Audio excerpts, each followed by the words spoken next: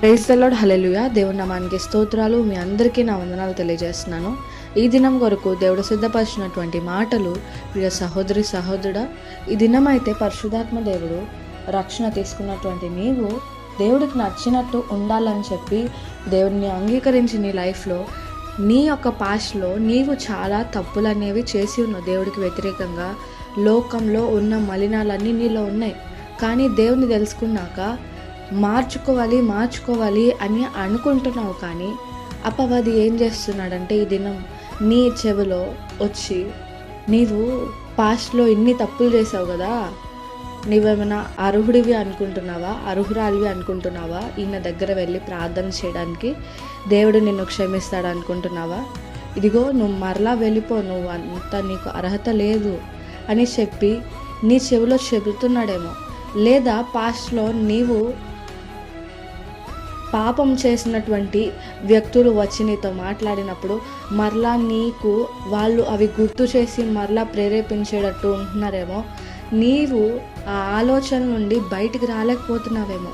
నీలో నీవు ప్రశ్నిస్తున్నావేమో, దేవా ఎందుకు నేను ఇంకా, నాకు నిజంగానే అనిపిస్తుంది నేను చేసిన తప్పులను బట్టి నేను అర్హుణ్ణి కాదు, అర్హురాల్ని కాదు నీ సన్నిధిలో ప్రార్థన చేయడానికి, నేను నమ్ముకోవడానికి అని చెప్పి అపవాది ప్రేరేపించేటువంటి భయాన్ని, అబద్ధాన్ని వింటున్నటువంటి నీవు నీ హృదయంలో కలిగేటువంటి ఆలోచనలు ఎలా ఉన్నాయేమో.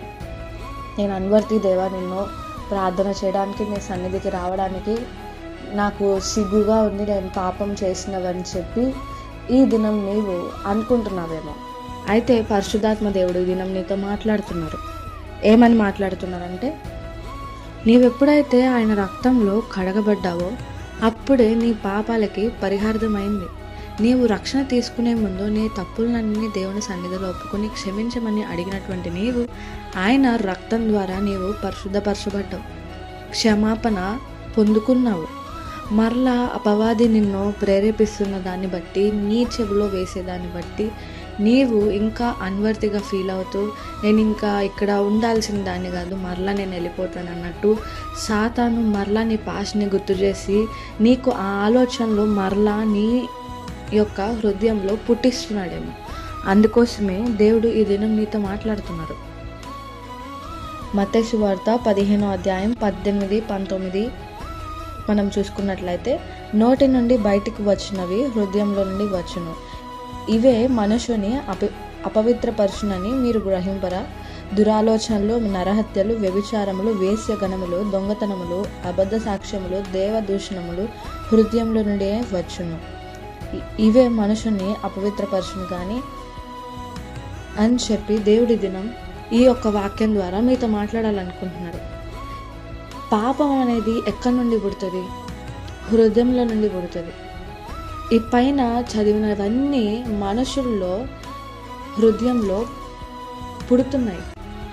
అంటే మనం నార్మల్గా మనం అవి మాట్లాడట్లేదు. నోటి నుండి ఏది మాట బయటకు వస్తుందో అది హృదయంలో నుండి వస్తుంది. హృదయంలో నుండి వచ్చిందంటే హృదయంలో పాపం ఉన్నట్టు. ఫస్ట్ ఆఫ్ ఆల్ నీ హృదయాన్ని నువ్వు శుద్ధీకరించుకోవాలి. ఇప్పుడు నీ హృదయాన్ని శుద్ధీకరించుకోకుండా నీవు కరెక్ట్ చేసుకోవాలి, నువ్వు బాహిరకంగా మార్చుకోవాలి అంటే అది కరెక్ట్ కాదు. దేవుడు అంతరంగ శుద్ధీకరణ దేవుడు కోరుకుంటున్నారు. అది నీ అంతటి నీవు చేసుకోవాలంటే అది నీకు అసాధ్యం. సాతాను మరలా వచ్చి నిన్ను మరలా గుర్తు చేస్తూ నీ హృదయంలో పాపాన్ని ప్రేరేపిస్తూ ఉండవచ్చు.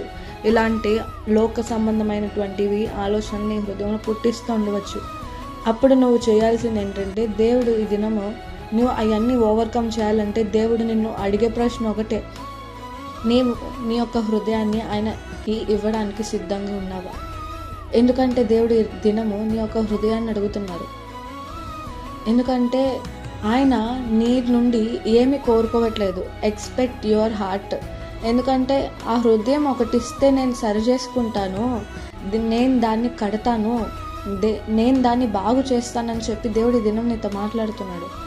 నువ్వు అనుకోవచ్చు అపవాది చెప్పేటువంటి మాటలను బట్టి, నీ పాస్ట్ లైఫ్ని బట్టి నీవు పాపిని అని చెప్పి అనుకుంటున్నావు. ఓకే, అది స్టోరీ అయిపోయింది. దేవుడు నిన్ను ఫర్గివ్ చేశారు.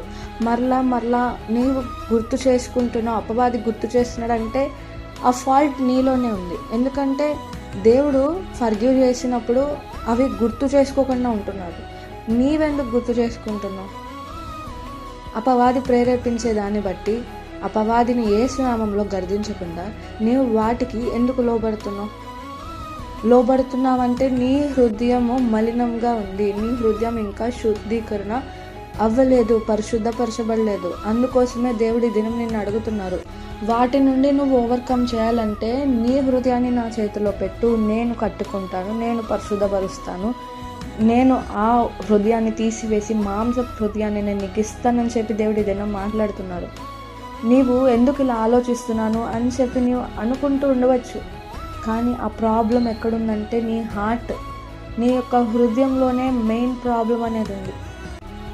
అది నువ్వు కరెక్ట్ పర్సన్ చేతిలో పెట్టినప్పుడు అది పాడైపోవాలా మంచిగా అవ్వాలా అని చెప్పి డిసైడ్ చేస్తుంది.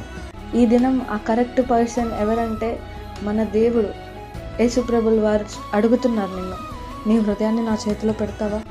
నీ హృదయాన్ని నేను కడతాను, నేను సరిచేస్తాను, నూతన పరుస్తాను, ఆ హృదయాన్ని పరిశుద్ధపరిచి నేను నివసించు స్థలంగా నేను మార్చుకుంటాను. నేను నీలో ఉన్నప్పుడు పాపం అనేది నీ హృదయంలోకి రాదు. ఆ ఆలోచనలు కూడా నీవు అసహించుకునేలాగా నేను నీ హృదయంలో ఉన్నప్పుడు చేస్తాను అని చెప్పి దేవుడి దినం నీతో మాట్లాడుతున్నాను. ఈ దినం అయితే నీవు తెలుసుకున్నావు కదా ఎక్కడ పాపం పుడుతుంది, ఎక్కడ లోపం ఉందని చెప్పి. అందుకోసమే ఈ దినం నుండి అయినా కానీ నీవు ఇట్టి రీతిగా ప్రార్థన చేయి. దేవా, ఈ దినం అయితే నీవు నాతో మాట్లాడావు, నా హృదయంలో నుండే పాపం పుడుతుంది, అది అపవాది ప్రేరేపించిన దాన్ని బట్టి నేను లొంగుతున్నానంటే నాకు ఎక్కడ రోగం ఉందంటే హృదయంలోనే రోగం ఉంది. ఆ రోగాన్ని బాగు చేయయ్యా. నా హృదయాన్ని నీ చేతిలో పెట్టమని నువ్వు అడుగుతున్నావు కదయ్యా. నేనైతే నా హృదయాన్ని నీ చేతిలో పెట్టేస్తున్నానయ్యా. ఎందుకంటే నా అంతటా నేను శుద్ధీకరించుకోలేనయ్యా, దీని నుండి ఓవర్కమ్ చేయలేనయ్యా. నా తప్పుల్ని మరలా అపవాది గుర్తు చేస్తున్నా నేను పడిపోతున్నానయ్యా.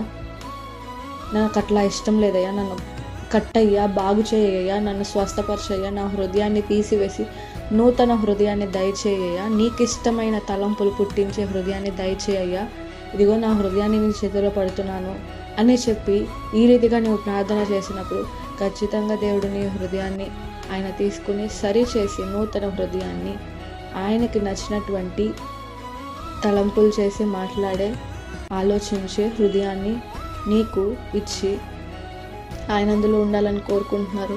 నిన్ను పరిశుద్ధంగా జీవించేటట్టు నడిపించాలని కోరుకుంటున్నారు. అట్టి కృప దేవుడు మీకు దయచేయను గాక. ఆమేన్.